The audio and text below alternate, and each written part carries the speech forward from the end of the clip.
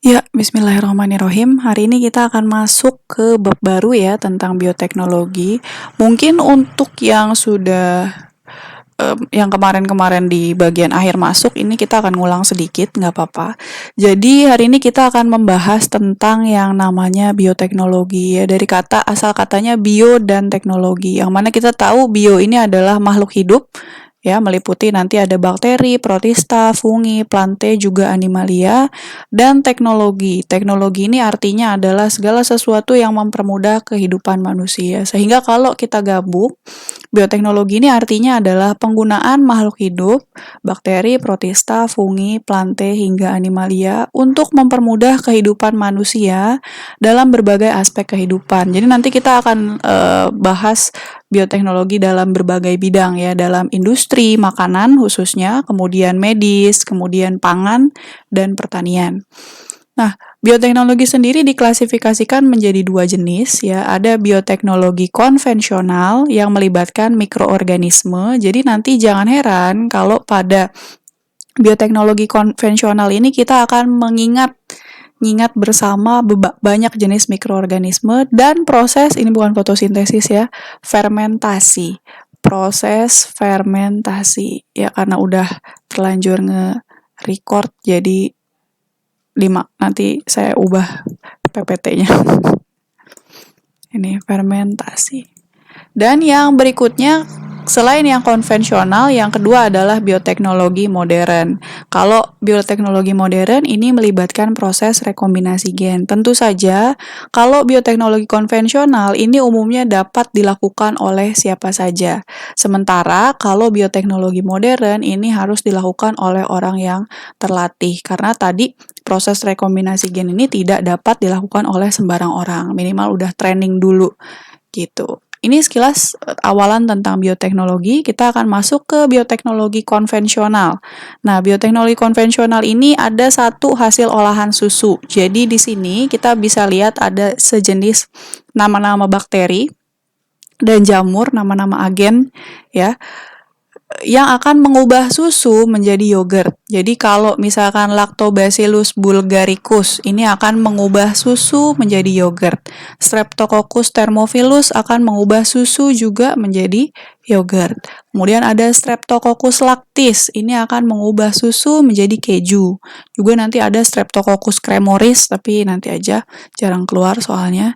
Yang berikutnya ada Lactobacillus casei, ini biasa dikenal juga mengubah susu menjadi susu asam atau yang kita kenal sebagai Yakult. Kemudian ada Penicillium roqueforti, Penicillium camemberti. Keduanya termasuk ke dalam kelompok jamur yang berfungsi untuk mengubah susu menjadi keju. Nah, ini adalah bioteknologi konvensional yang pertama.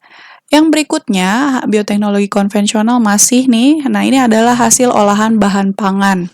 Jadi di sini ada Saccharomyces cerevisiae. Nah, ini kalau dia mengubah gandum, jadi kalau kita punya gandum, kita kenakan Saccharomyces cerevisiae, kita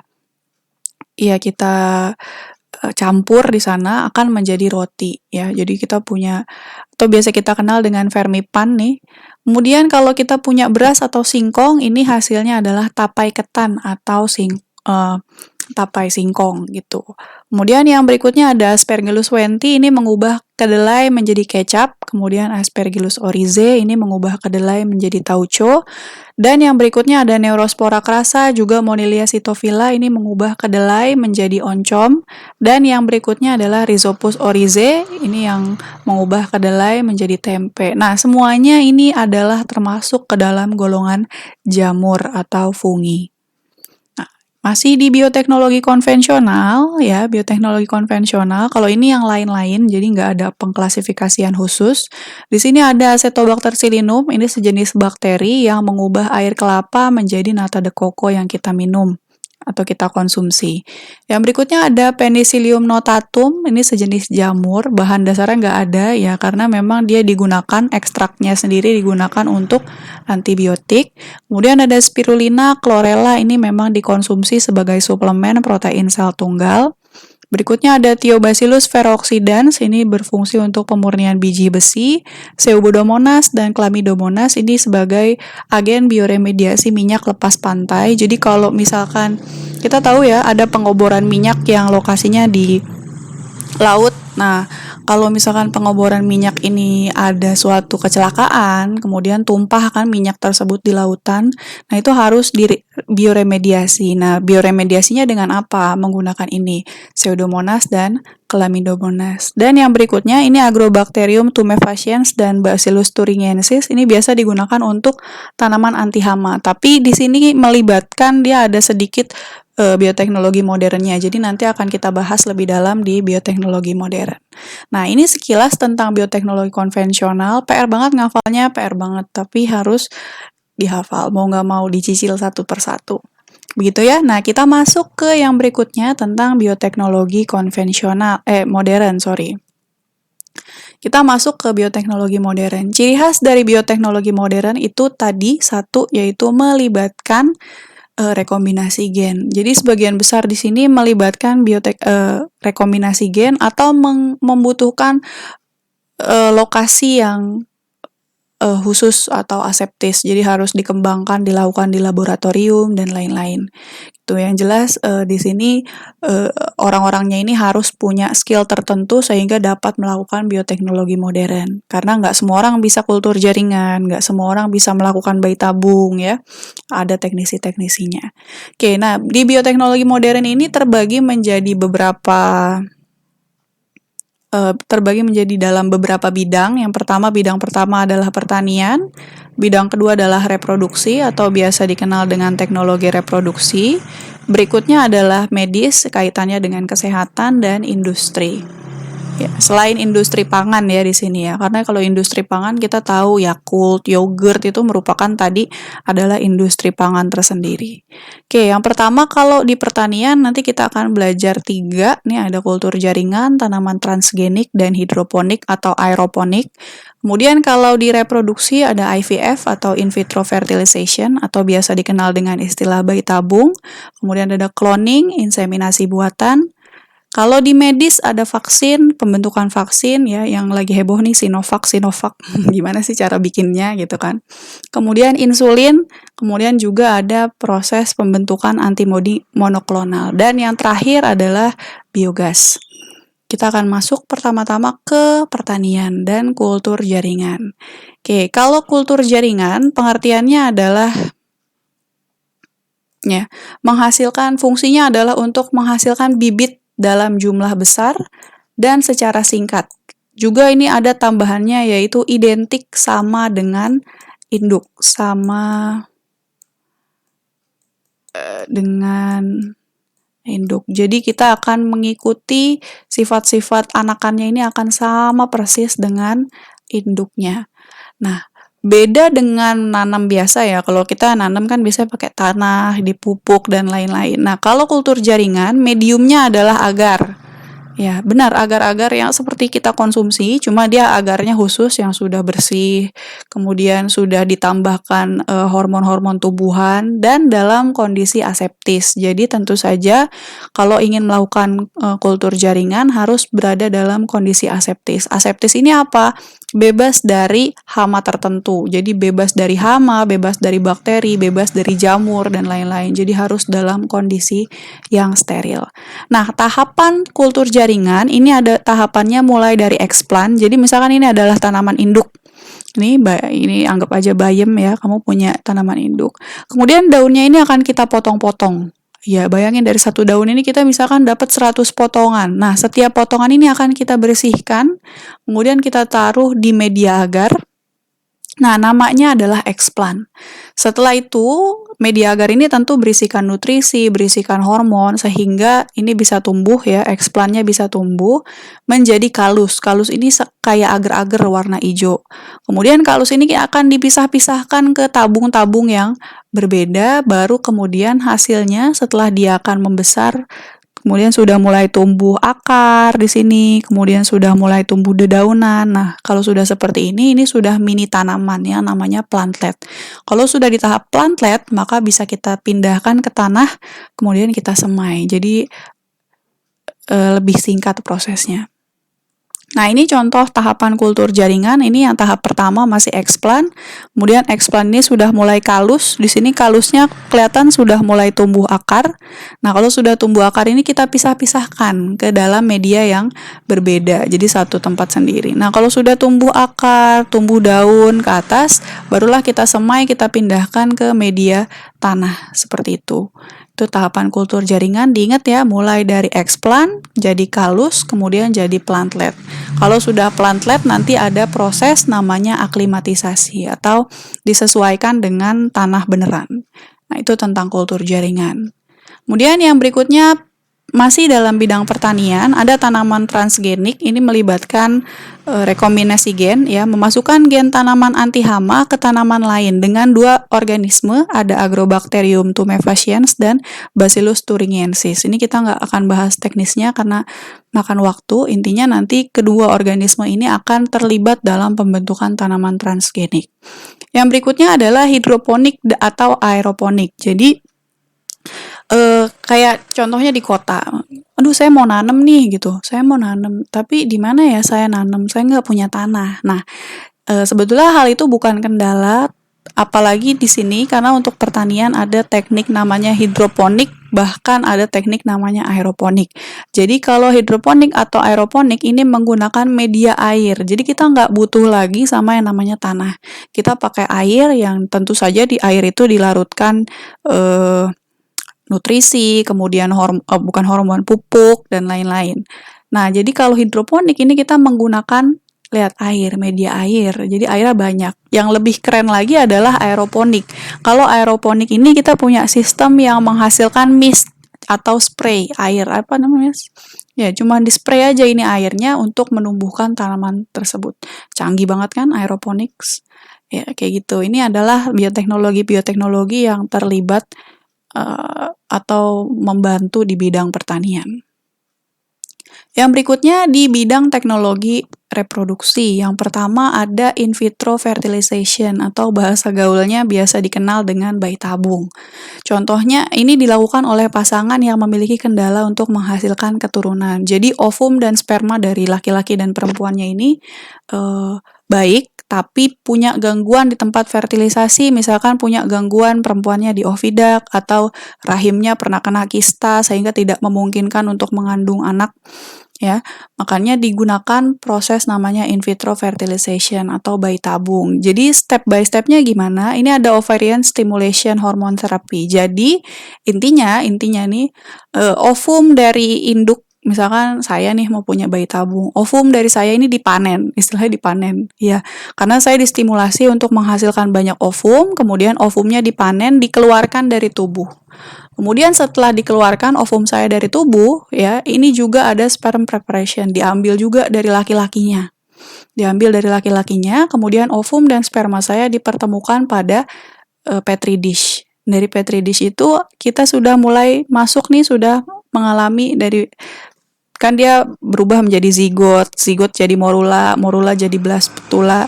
Kemudian ketika sudah sampai tahap tertentu akan dimasukkan kembali ke rahim. Bisa rahim ibu aslinya, rahim saya bisa kalau rahim saya siap untuk mengandung, atau ke namanya surrogate mother atau rahim donor. Jadi kita pinjam, istilahnya meminjam ya, atau menggunakan rahim orang lain untuk mengandung anak kita. Itu namanya in vitro fertilization atau bayi tabung. Jadi bukan bayinya tumbuh di tabung, enggak ya, cuma fertilisasinya aja ditabung di luar tubuh, tapi nanti untuk perkembangan bayinya ini harus dilakukan di rahim perempuan dewasa. Itu. Nah, ini salah satu in vitro fertilization. Yang kedua ada cloning. Nah, cloning ini agak rumit ya. Ini kita akan baca definisinya dulu. Mentransfer inti sel tubuh atau sel somatik yang sifatnya 2N diploid pada sel ovum. Nanti hasilnya adalah keturunan yang sama persis dengan induk pemberi inti. Jadi bukan pemberi ovum, tapi pemberi inti sel. Contoh nih, kita bisa lihat nih gambarnya. Ya, misalkan ada kambing berwajah hitam, kambing hitam dan kambing putih. Nah, dari kambing hitam ini dia jadi donor ovum, egg cell ya, donor ovum. Donor ovum ini akan kemudian diganti. Jadi kan kita tahu bahwasanya ovum itu kan sifatnya haploid. Ya, ketika dia dibuahi oleh sperma, baru dia jadi diploid, baru dia jadi embrio dalam kejadian biasa. Nah, kalau cloning ya, ini ovumnya digantikan dengan inti sel tubuh. Ya, misalkan ini other tuh dari sel puting kalau nggak salah. Ya, dari sel puting diambil selnya, inti selnya dimasukkan ke dalam ovum. Nah, kemudian diberikan perlakuan electric shock, ya, diberikan sengatan listrik ya istilahnya. Sehingga dia terpaksa mau nggak mau berfusi. Jadi ovum, di luarnya ovum, inti selnya adalah inti sel tubuh. Kemudian dia berkembang setelah tahap udah masuk ya mungkin di tahap gastrula atau morula, ini akan dikembalikan ke rahim induk ya, rahim induk. Kebetulan di sini rahim induknya adalah tadi si kambing hitam.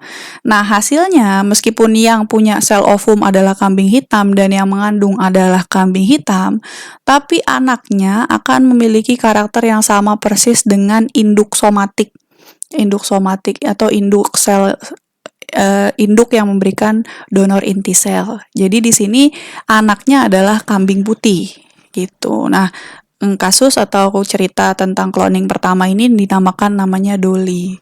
Nah, makanya kalau istilah cloning nanti ada istilah namanya domba Dolly, karena Dolly ini adalah domba hasil cloning, kambing hasil cloning. Harusnya ini domba ya, bukan kambing, tapi nggak apa-apa lah, udah kelar. Ini cloning. Kemudian yang berikutnya adalah inseminasi buatan. Ini memasukkan sperma dari individu yang diinginkan pada induk yang berada pada masa ovulasi untuk menghasilkan keturunan. Nah, ini kalau inseminasi buatan saya pernah lihat di sapi, tapi kayaknya di manusia juga bisa pada pasangan-pasangan yang memiliki kelainan pada sistem reproduksinya. Nah, kalau di sapi misalkan ada sapi dari Australia, nggak ada gambarnya, coret-coretan. Ada sapi dari Australia, ya misalkan di Lembang kita punya sapi yang dagingnya bagus gitu. Tapi kita mau kawinkan dengan sapi dari Australia yang susunya bagus misalkan. Nah, kan itu agak rumit kan untuk mentransport sapi tersebut ya kan dari Australia. Terus dia harus nyampe di Jakarta harus naik truk lagi ke Lembang, itu ribet. Nah, makanya sperma dari tadi sapi Australia tadi diambil. Nah, kan kalau sperma mudah kan ditaruh di dalam tabung gitu kan, diawetkan dalam kondisi suhu dingin ya biasanya. Kemudian disuntikan kepada sapi Lembang. Jadi lebih mudah biasanya untuk menghemat waktu. Biasanya digunakan pada hewan-hewan ternak sih ini gitu. Nah, ini teknologi reproduksi. Kita next ke yang berikutnya, kita masuk ke medis. Kalau yang medis ini menghasilkan vaksin. Contohnya seperti yang ada ya saat ini, yang kita alami saat ini dengan menggunakan virus yang dilemahkan atau bagian RNA virus. Jadi nanti teknik penghasilan vaksin itu macam-macam ya, ada yang menggunakan virus yang sudah dilemahkan atau ada bagian virus tertentu seperti protein yang mudah dikenalnya pada virus, kemudian pakai RNA juga bisa gitu ya. Jadi kalau menghasilkan vaksin banyak caranya. Makanya kita tahu atau kita kenal sampai saat ini 6-7 jenis vaksin ya. Ada Sinovac, ada Moderna, ada Pfizer, ada ya banyak lah 3 lagi. Nah, itu semuanya tipenya beda-beda. Ada yang menggunakan virus yang dilemahkan, ada yang pakai RNA, ada yang pakai protein virus, beda-beda. Nah, ini kalau yang tentu saja pembuatan vaksin ini nggak bisa sembarang orang kan, nggak bisa ke dapur bikin vaksin gitu, nggak bisa. Ini harus dilakukan di lab ya kan, apalagi kita tahu corona ini menular dan penularannya sangat ganas, berarti harus pakai protokol khusus, pakai APD dan lain-lain. Kemudian yang berikutnya menghasilkan insulin dengan memasukkan gen penghasil insulin pada bakteri E. coli. Nanti ada next akan saya perlihatkan caranya. Dan yang berikutnya menghasilkan hormon. Pembentukan insulin dan hormon ini mirip-mirip. Oke, jadi ini caranya seperti ini. Atau diagram caranya ya, bukan caranya ya. Diagram caranya di sini, di dalam sel pankreas manusia ini ada DNA. Di dalam DNA ini ada segmen gen yang menghasilkan insulin. Kemudian kita punya bakteri, ini anggap E. coli. E. coli ini punya plasmid atau DNA yang tidak terpakai. Nah, DNA insulin tadi akan kita gabungkan dengan DNA bakteri, ya. Jadi ini namanya DNA rekombinan. DNA rekombinan ini dikembalikan masuk ke dalam sel tubuh bakteri. Nah, ketika bakteri ini akan memperbanyak dirinya, ya, bagian DNA manusia ini menghasilkan tadi human insulin. Jadi menghasilkan insulin manusia. Baru nanti kemudian dimurnikan. Ada extraction and purification human insulin. Jadi dipanen, kemudian dibersihkan sehingga ada insulin murni di sini. Human insulin. Insulin ini digunakan pada penderita diabetes. Jadi kalau misalkan sudah punya diabetes, kadar gulanya kan tinggi karena insulinnya, karena pankreasnya tidak menghasilkan insulin atau gimana gitu kan. Nah, dia harus namanya suntik insulin. Nah, dari mana dapat insulinnya? Dari sini. Zaman dulu kalau mau dapat insulin itu harus ngambil dari sapi, kan susah kan? Sapi kan lama, berkembang biaknya mahal. Nah, dengan adanya teknik pembentukan insulin seperti ini akan lebih cepat. Dan menghasilkan, tadi yang kedua adalah selain insulin bisa menghasilkan hormon tertentu. Sama pada prinsipnya, prosesnya sama. Jadi di sini gen penghasil hormonnya direkombinasikan dengan bakteri, kemudian bakterinya akan berkembang biak, baru dipanen hasilnya. Seperti itu. Jadi mirip-mirip konsep pembentukan insulin dengan konsep pembentukan hormon. Nah, itu di medis. Yang berikutnya adalah di industri. Yang industri ini ada biogas salah satunya. Di biogas ini seperti yang kita tahu menghasilkan bahan bakar alternatif dari limbah organik. Contoh seperti sisa-sisa makanan kita, ya, atau limbah ternak. Ya, kita tahu ternak menghasilkan feses dan urin. Limbah manusia juga bisa. Jadi dari feses kita atau urin kita itu bisa digunakan sebagai sumber biogas. Caranya gimana? Tadi jadi dari limbah organik ini akan dimasukkan ke dalam tangki fermentasi. Di mana di tangki fermentasi ini ada bakteri yang bersifat anaerob. Jadi bakterinya ini nggak butuh oksigen tapi menghasilkan CH4 atau metana. Jadi menghasilkan biogas. Oh, ini contohnya juga dulu saya pernah ke sawit ya, di sawit. Nah, sawit itu bagian kulit luarnya itu nggak kepake. Nah, ini tadi dimasukkan ke dalam tangki fermentasi lah istilahnya. Gasnya ini kemudian dipanen. Jadi ini gasnya ini dipanen. Gasnya dipanen menghasilkan biogas. Yang kemudian biogasnya ini bisa digunakan untuk mesin, untuk bensin, ya. Kalau digunakan untuk mesin jadi bisa juga di-convert jadi energi listrik gitu. Jadi biogas ini sangat banyak kegunaannya. Nah, mungkin itu sedikit tentang bioteknologi. Saya off dulu, saya sudahi dulu, nanti pertanyaan bisa langsung di WA seperti biasa. Ya, assalamualaikum warahmatullahi wabarakatuh.